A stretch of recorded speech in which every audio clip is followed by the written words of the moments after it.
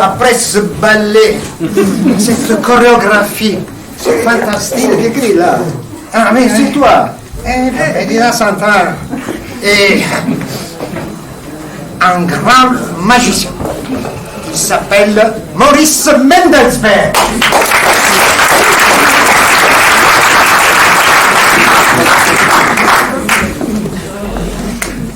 La première fois que j'ai rencontré Mimosa, c'était ici, au Théâtre Clavel, il y a 15 ans. C'était l'une des premières fois où je venais. Il attendait dehors qu'on ouvre les portes. Il avait une chemise hawaïenne, un pantalon avec une couleur improbable. Et tout le monde discutait avec lui. Il revenait d'un voyage en Thaïlande et je me demandais qui était ce personnage que tout le monde approchait. Et puis ensuite, je suis rentré dans la salle. Le spectacle a commencé et il se produisait ce soir-là. Et là, j'ai été scotché. Il y avait un tel contraste entre son physique, sa bonhomie, son air débonnaire et la subtilité, l'intelligence de son numéro que j'ai été scotché. Je suis allé le voir après le spectacle dans les coulisses. Je lui ai demandé l'explication du premier tour qu'il avait fait. Et de là est née une amitié qui a duré jusqu'à sa mort. Il m'a fait l'honneur de me prendre comme partenaire dans des spectacles où nous avons fait une série de spectacles en duo. On avait appelé ça les niais piclés, par référence aux pieds nickelés. Je dis ça pour les gens qui sont d'un certain âge, dont je suis. Ah, quand même. Et c'est vraiment avec une très grande émotion que je vais vous faire ce soir le tour qui a été le premier tour que je l'ai vu faire, qui est un tour de Fred Capps, qui s'appelle Homing Card. Hervé, si tu me regardes, j'espère que je vais être à la hauteur. C'est un tour qui se fait avec des cartes rouges. Des cartes rouges de face et des cartes rouges de dos. 5 cartes rouges. Rouge de dos, donc, et rouge de face. Non, il y a un problème. Pardon. Excusez-moi, c'est pas grave, ça peut arriver, j'ai du mal à classer les cartes. On peut le faire avec 4 cartes. Bon, les 5 cartes, c'est bien, c'est les 5 doigts de la main, mais on peut dire que les 4 cartes, c'est les 4 couleurs, ça marche aussi. À la limite, avec 4 cartes, c'est encore mieux parce qu'il y a une certaine symétrie. L'idée, c'est de mettre 3 cartes dans la main droite. Alors, pour le retenir, je le sais parce que c'est la main qui a le pouce tourné vers la gauche. À partir d'un certain âge, ce sont des moyens mnémotechniques qui sont utiles. Donc, on met 3 cartes rouges dans la main droite et la 4e carte rouge dans la main gauche. Attends, c'est toi, Bébel, qui m'a changé mon jeu, là. C'est pas grave. Je ne sais pas comment elle est venue là. Donc, une rouge, 2 rouges, 3 rouges et un noir. On va le faire avec 3. Évidemment, avec 3, ça a moins d'effet, mais enfin, on va continuer quand même. J'ai pas envie de ne pas être à la hauteur. Donc, 2 cartes rouges dans la main droite et la 3e carte rouge dans la main gauche. Oui. Qu'est-ce qu'il y a? Il y a une carte noire.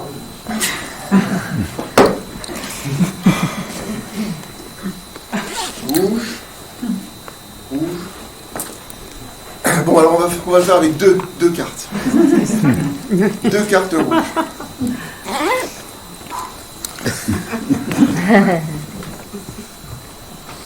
Donc, 2 cartes rouges. Qu'est-ce qu'il y a? Elle est rouge? Non, l'autre. Non, mais l'autre. Ah mince. Alors évidemment, avec une carte, c'est moins spectaculaire. C'est moins spectaculaire, mais enfin, on peut quand même le faire. Hein. C'est ce que d'ailleurs je vais essayer de faire. Avec une carte rouge, qu'est-ce qu'on peut faire avec une carte rouge? On peut la transformer en carte noire.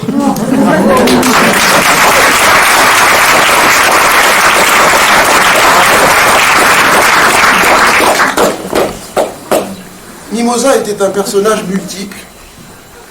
Il avait plusieurs vies. Et la vie peut se représenter par des cordes, parce que finalement elle se déroule, la vie, comme une corde. Au début, la corde ombilicale, enfin le cordon ombilical, ne joue pas sur les mots, et à la fin, ce qui nous pend au nez à tous, notre dernière extrémité.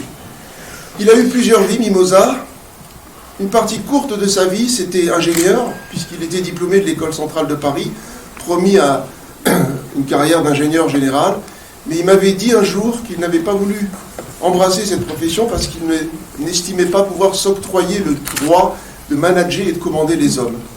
Alors, cette vie d'ingénieur n'a pas duré longtemps.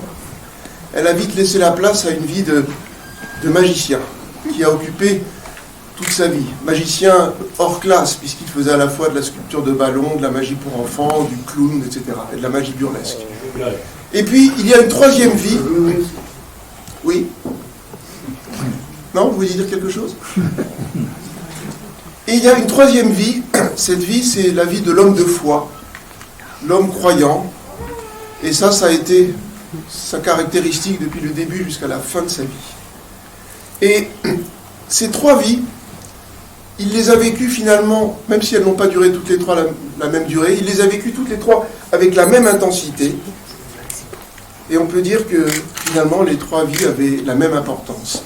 La vie d'ingénieur, la vie de magicien et la vie d'homme de foi. Et si jamais on réunit ces trois vies, si on se rend compte du personnage qui était Mimosa, et qu'on réunit les trois vies, mais on s'aperçoit que c'était une seule vie.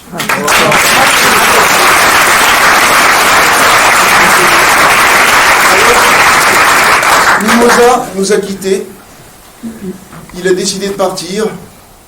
Il y a une expression en langue française qui dit mettre les bouts. Il est parti. Et pour tous ceux qui restent, la vie continue comme un cycle.